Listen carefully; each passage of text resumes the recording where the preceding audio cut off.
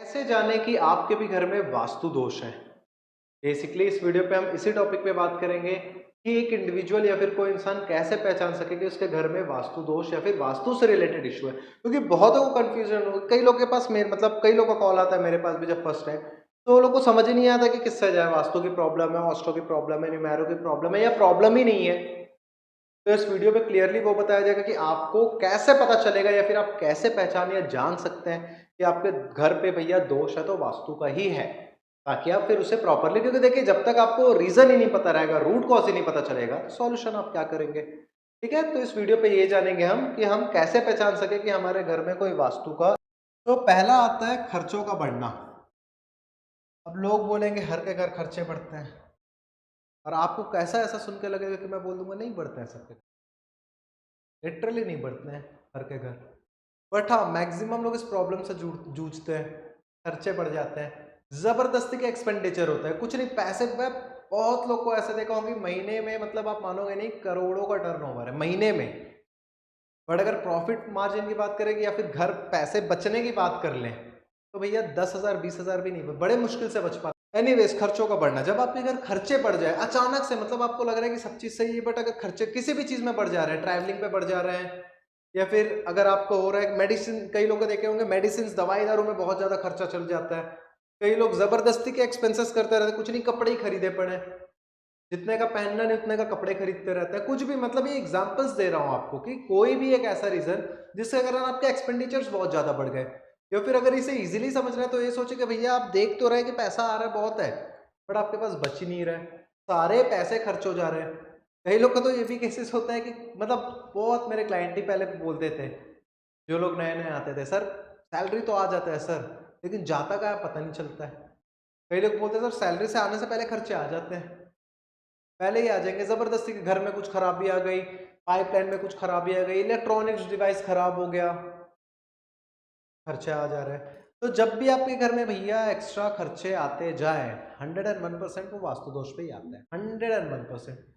क्यों कह रहा हूँ 101%? क्योंकि उसका ट्रीटमेंट भी 101% वास्तु दोष मतलब वास्तु से हो जाता है। दूसरा अगर टॉपिक की बात कर ले, हमारे घर में मतलब जो कहते हैं कि जिनके घर में हमेशा बीमारियों का बना रहना, इसको भी मैं ऑलमोस्ट कवर कर ही लिया हूँ। कंटिन्यूएशन में बीमारी चली आ रही है, खर्चे बढ़ रहे हैं, चलो खर्चे 2 मिनट के लिए हटा भी दो, बट फिर भी बीमार रह रहे हैं लोग, बीमार रह रहे हैं, कुछ ना कुछ बीमारी हो ही रहा है। अब वो बीमारी से अगर कोई इंसान ठीक हो जाता है तो दूसरा बीमारी हो जाता है। तो जो भी लोग या फिर जो भी घर जिनके लोगों को कंटिन्यूएशन में बीमारी कोई ना कोई छोटी छोटी हो जा रही, भले कभी बुखार हो जा रहा है, कभी सर्दी खांसी हो जा रही है, कभी कुछ हो जा रहा है, कभी गिर पड़ जा रहा है, एक्सीडेंट हो जा रहा है, पैर में चोट आ जा रही है, फ्रैक्चर हो जा रहा है, कोई कुछ प्रॉब्लम आ जा रहा है, कुछ नहीं तो बैठे बैठे कमर दर्द होने लग रहा है कंटिन्यूएशन में। कभी कल का इट्स ओके, अब ठीक है, अब एक्टिविटी ज्यादा रहेगी, वो चीज स्ट्रेन पेन आता है, कोई इशू नहीं। बट कंटिन्यूएशन में बीमारियों को चलाना, या फिर कोई एक बीमारी जिसका आप 1000 बार ट्रीटमेंट करवा लिए डॉक्टर से, बट वो बीमारी ठीक ही नहीं हो रही, चले आ रही है, तो ऐसे घर या फिर जिनके में कंटिन्यूएशन मेडिसिन चली आ रही है, वास्तु का इशू है। इस पे लेकर आएंगे कि किस डायरेक्शन का भी इशू, वो भी मैं बताते जाऊंगा। झगड़ा का होना, कई घर कलेश कंटिन्यूएशन में होते हैं, बहुत बहुत कलेश होता है, बहुत ज्यादा, वास्तु इशू है 101%। अब इसमें कई लोग बोलेंगे कि फूफा जी टाइप के, नहीं नहीं, लड़ाई तो क्या हर घर में होता है। अरे भैया कभी काल का लड़ाई चलो चलता है, हो जाता है, जहां पर एक साथ बर्तन रहते हैं तो खनखनाहट या फिर आवाज आती है, बट रोज आवाज आने अच्छी थोड़ी ना लगती है। तो जिनके घर में रोज लड़ाई हो, तो किसी ना किसी, कुछ नहीं, छोटे से बात में, चाय में चीनी कम है, क्यों चीनी कम डाली, बस वो टॉपिक बढ़ते जाएगा, फिर वहां से बच्चा चुप कराने आएगा, वो भी ग्रिप में आ जाएगा। फिर अभी तक मम्मी पापा की लड़ाई हो रही थी, फिर बाप बेटे की या बाप बेटे की होने लगेंगी, या कोई भी रीजन से घर में कंटिन्यूएशन में कलेश चल रहा है या फिर लड़ाई हो रही है या झगड़े का होना, वास्तु इशू है 101%। नेक्स्ट, बुरे सपने आना, ये क्यों होता है उस पर भी डिस्कस करेंगे। बट यदि आपको बुरे सपने आते हैं, देखो कभी काल आ गए, ठीक है, अब सपने क्या होते हैं, सपने कोई ऐसी चीज नहीं, सपने एक डिस्टॉर्टेड डेटा रहती है, एक डेटा रहती है जो आपके माइंड में आ जाती है सोते वक्त, और वही आपको एज अ सपना हम या फिर ड्रीम्स कहते हैं उसी चीज को। तो कभी काल आ रही है बुरे सपने, इट्स ओके। अब ऑफकोर्स सी बात है, अब कोई, या फिर आप कभी भूत के बात कर लिए या हॉरर मूवी देख लिए, उसके बाद आ जा रही है, फिर आप कभी ऐसे थॉट आप दे दिए कुछ बुरे चीजों को, और यहाँ पर बुरे सपने मतलब भूत प्रेत से ही नहीं हो रहा है बातें, ठीक है। बुरे सपने मतलब ऐसे वो चीज जो आपके लिए बुरी है। कई लोग को आता है डिस्टोर्टेड डेटा, हम मर जा रहे हैं अचानक से, मतलब कुत्ता काट दिया, कोई गला काट के चला गया, या कोई अचानक से भूत सामने आ गया, अचानक से बॉडी के कोई एक हिस्से में बहुत जोर से पेन हो रहा है, ये सारी चीजें बुरे सपने में ही काउंट होंगे। तो यदि आपको रेगुलर बेसिस पे बुरे सपने आ रहे हैं कंटिन्यूएशन में, तो 101% आपके घर की एनर्जी सही नहीं, एनर्जी फ्लक्चुएटेड है, यानी वास्तु का इश्यू है। नेक्स्ट अगर बात कर ले हम, काम नहीं बन पाना या फिर रुकावटें आना।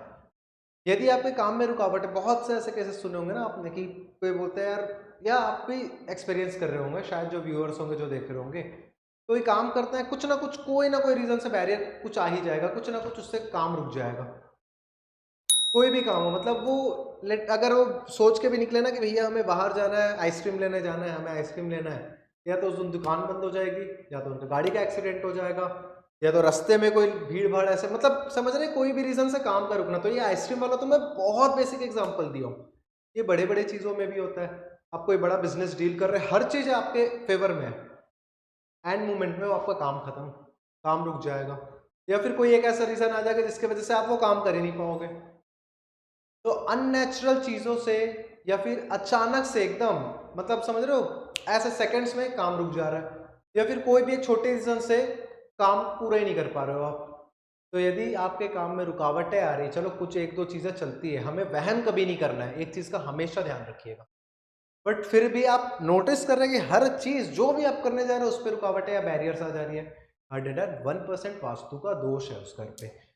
बात कर लेते हैं एक सीरियस टॉपिक पे, जो कि बहुत वायरल हुआ। अगर आप इंस्टा पे जाएंगे, शायद मेरे ख्याल से अगर आज की बात करूँ 19.2 19.4 मिलियन व्यूज है उस वीडियो पे, और सिर्फ बहस हुई है उस वीडियो पे। पता है, मैं आके एक चीज स्टेटमेंट पास किया, कई लोग आए जिसे समझे नहीं और चालू कर दिए। तो वो टॉपिक है भैया घर में कबूतरों का बसेरा होना, उस पर डिटेल वीडियो वैसे लेकर आएंगे। बट क्रक्स में ये कह दो कि यदि आपके घर में कबूतर का बसेरा है, आई एम रिपीटिंग, घर बना हुआ, घोंसला बना हुआ है, तो प्रॉब्लम है, वास्तु इशू आनी चालू हो जाएगी। वास्तु इशू एक्चुअली नेगेटिविटी आनी चालू हो जाएगी। अगर ये आपका घर है, एग्जांपल लीजिए, ये सोच लीजिए घर है, यहाँ पर कहीं पर आपके घर के कोने में कबूतर ने एक छोटा सा वेंटिलेटर पे या एसी के वेंट के ऊपर या कहीं पर ना एक छोटा सा घोंसला बना के रख लिया है, तो ये एरिया धीरे धीरे धीरे नेगेटिव ऑरा में बदलते जाएगा, और फिर यही नेगेटिव ऑरा आपके पूरे घर में फैलेगा। अब आप लोग मत बोल दीजिएगा कि भैया कबूतर गलत है, मैं कबूतर को गलत ही नहीं कह रहा हूँ। क्यों गलत नहीं कह रहा हूँ, ये जाकर आप इंस्टा पे देख सकते हैं, डिटेल वीडियो अपलोडेड है इसकी, और यूट्यूब पे भी डिटेल वीडियो लेकर आएंगे कि भैया कबूतर गलत नहीं है, गलत एक्चुअली हम है, जो चीज़ों को ना समझ पा रहे हैं ना रेक्टिफाई कर पा रहे हैं। तो यदि आपके घर में कबूतर का बसेरा है, कबूतर आ रहा है, खाना मतलब दाना चुग रहा है, या फिर आप दाना दे रहे हो, रुक रहा है, उड़ जा रहा है, कोई भी इशू नहीं है, बट वहां पर वो घोंसला बना लिया और रहने लग गया है, तो फिर नेगेटिविटी वहां पर वो ऑरा नेगेटिव होना चालू हो जाएगा, और फिर आपको प्रॉब्लम होनी आगे जाके चालू हो जाएगी। तो ये था कुछ बेसिक चीजें या फिर मेन पॉइंट्स, जिससे देखकर आप ये पहचान सकते हैं कि आपके घर में वास्तु का दोष है या नहीं है। अगर ये वीडियो सही लगेगा तो बताइएगा, इसका सेकंड पार्ट लेकर आएंगे जिसपे ये बताएंगे कि इसका सॉल्यूशंस क्या है। तो इस वीडियो पे इतना ही। जय हिंद, जय भारत।